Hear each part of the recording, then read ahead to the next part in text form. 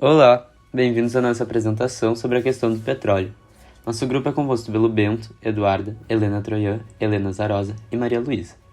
O Bento foi responsável por falar sobre a finitude do petróleo, a Eduarda sobre o futuro dos combustíveis, Helena Troian sobre a exploração, Helena Zarosa ficou responsável por abordar as guerras e a Maria Luísa comenta os impactos ambientais. Como se sabe, o petróleo é uma fonte de energia essencial para as nossas vidas, sendo usado em uma variedade de setores, como transporte, indústria e agricultura.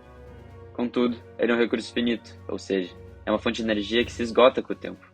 Infelizmente, como o ser humano utilizou desse recurso energético incansavelmente e de maneira exponencial ao longo dos anos, as matrizes mais acessíveis e baratas, aos poucos, foram se esvaziando.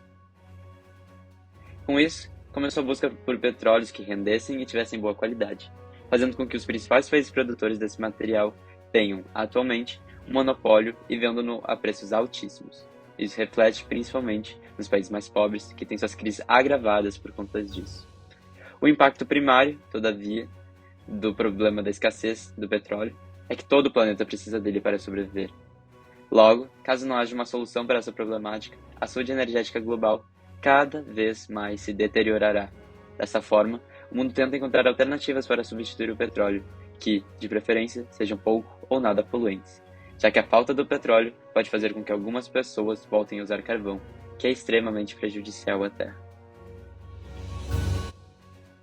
O petróleo é uma substância tóxica que causa diversos tipos de poluição ambiental. O petróleo é um importante combustível fóssil e tem origem na decomposição da matéria orgânica sob condições específicas de pressão e temperatura. Porém, sua constante exploração tem causado diversos problemas ambientais pelo mundo.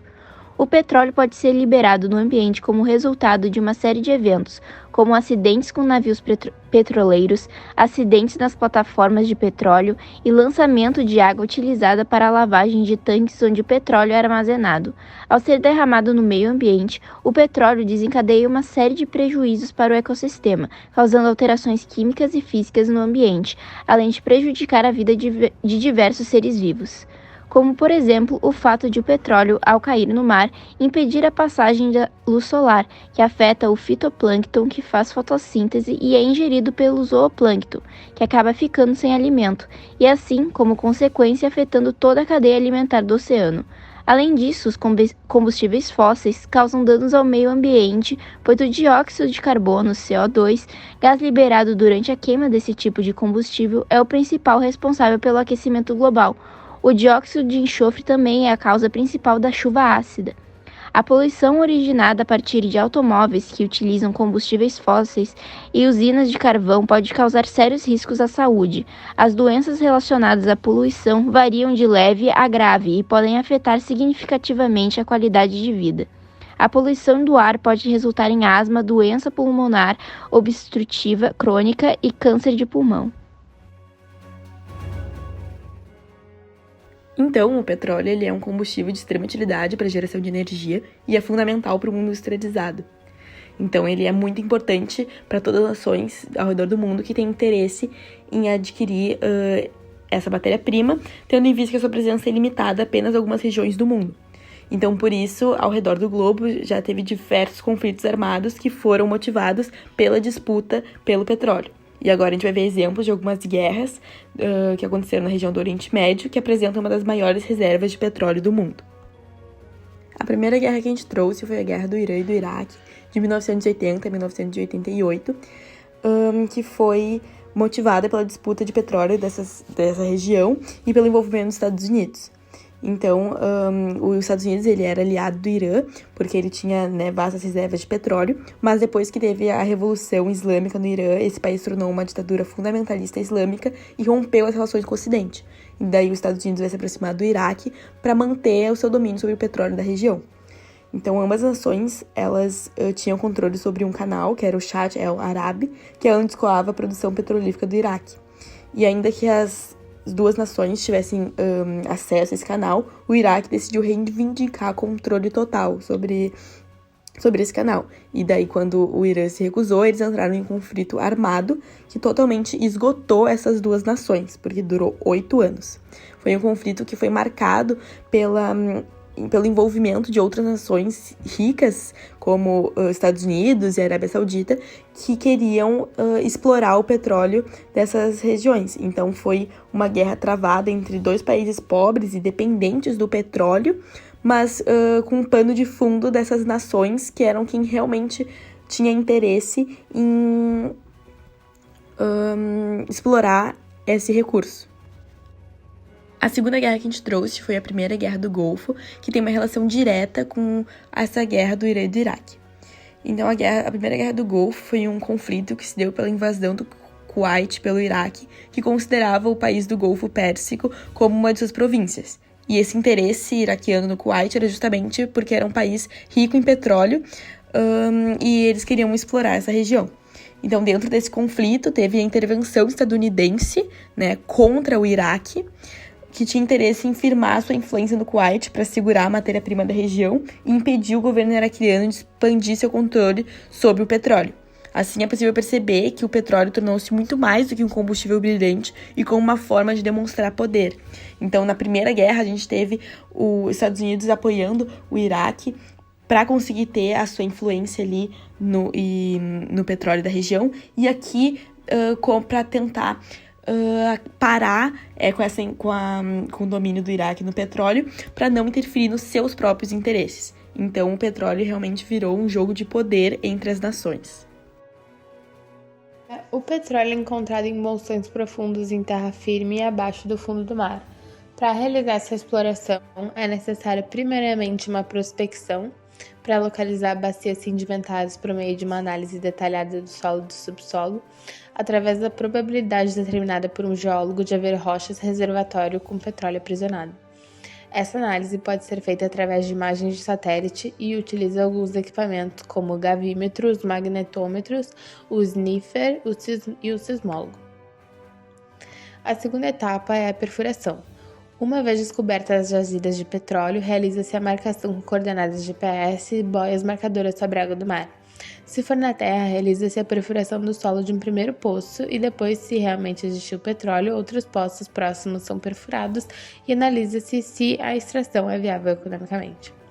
Essa perfuração, que pode atingir profundidades de 800 a 6.000 metros, é feita em terra por meio de sondas de perfuração e no mar com plataformas marítimas. As torres de perfuração podem ter uma broca simples com diamantes industriais ou um trio de brocas interligadas com dentes de aço. São necessários uma bomba e um tanque de lama, porque essa lama especial resfria as brocas durante a perfuração, além de lubrificar o sistema. Ela traz para a superfície rochas que serão analisadas. E a última etapa seria a extração, que na terra o petróleo é encontrado acima da água salgada embaixo de uma camada grossa com alta pressão. Quando o poço é perfurado, o petróleo pode espontaneamente jorrar até a superfície, função da pressão do gás. Quando essa pressão diminui, é necessário o uso de equipamentos como cavalo de pau que bombardeiam o petróleo para a superfície. Se o petróleo for muito denso, é necessário, por meio de um segundo poço, injetar vapor de água aquecido sob pressão. O calor do vapor diminui a viscosidade do petróleo e a pressão ajuda a empurrá-lo para cima no poço. No mar, essa extração já é mais difícil, sendo feita com a utilização de equipamentos especiais de perfuração e extração por meio de bombas em plataformas e navios-sonda. Há vários tipos de plataformas para exploração em petróleo em alto mar, como a fixa, a auto-elevatória, a semi-submersível e o navio-sonda. A organização científica, criada no âmbito das Nações Unidas, pede o fim do uso dos combustíveis fósseis nas próximas décadas e uma redução considerável nos próximos 8 anos, pois os gases do efeito estufa estão continuamente aquecendo o planeta e podem causar sérios problemas para a humanidade em um futuro não tão distante. Em 2021, 24 países fecharam um acordo e se comprometeram em encerrar a venda dos veículos movidos a combustíveis fósseis até 2040. O hidrogênio verde é uma das melhores alternativas entre as fontes de energia limpa e renovável para a substituição dos combustíveis fósseis em veículos. O combustível limpo é produzido a partir de uma eletrólise, um processo que usa correntes elétricas para separar o hidrogênio do oxigênio na água. Para a produção, são usadas fontes renováveis como energia solar ou eólica. Os biocombustíveis também são uma opção de energia que apresenta um baixo índice de emissão de poluentes, pois podem ser produzidos a partir de fontes renováveis, como resíduos orgânicos. No Brasil é muito usado o etanol, fabricado a partir da cana-de-açúcar. Contudo, ainda existe um debate sobre o tema, já que a produção de biocombustíveis também pode acabar criando uma competição com a indústria de alimentos, causar desmatamento e gerar poluição. A energia elétrica já é um pouco usada nos dias de hoje, porém, deve vir de fontes renováveis e limpas, como as citadas a seguir, para que o impacto ambiental seja menor. Existe a energia solar, que converte a luz gerada pelo sol em energia elétrica, por meio de painéis solares. A fonte deve ser usada em diferentes situações, seja para alimentar a eletricidade de uma casa ou para abastecer as baterias de um veículo elétrico. Há também a energia eólica, que é uma fonte de energia limpa gerada por meio de movimento do ar, capturada por turbinas eólicas que convertem a energia cinética do vento em eletricidade. Outra fonte de energia é a energia hidráulica, que é gerada a partir do movimento das águas e é capturada por meio de usinas hidroelétricas, que convertem a energia cinética da água em eletricidade. E por último, há a energia geotérmica, que é capturada por meio de usinas geotérmicas, utilizando o calor natural do interior da Terra para gerar eletricidade. Outro tipo de energia renovável e limpa são os combustíveis sintéticos. Os combustíveis sintéticos são feitos artificialmente a partir de reações químicas que podem gerar gasolina, diesel e até querosene, fabricados em laboratório, sem a necessidade de extração da natureza. Esses combustíveis também são projetados para não emitir gás carbônico.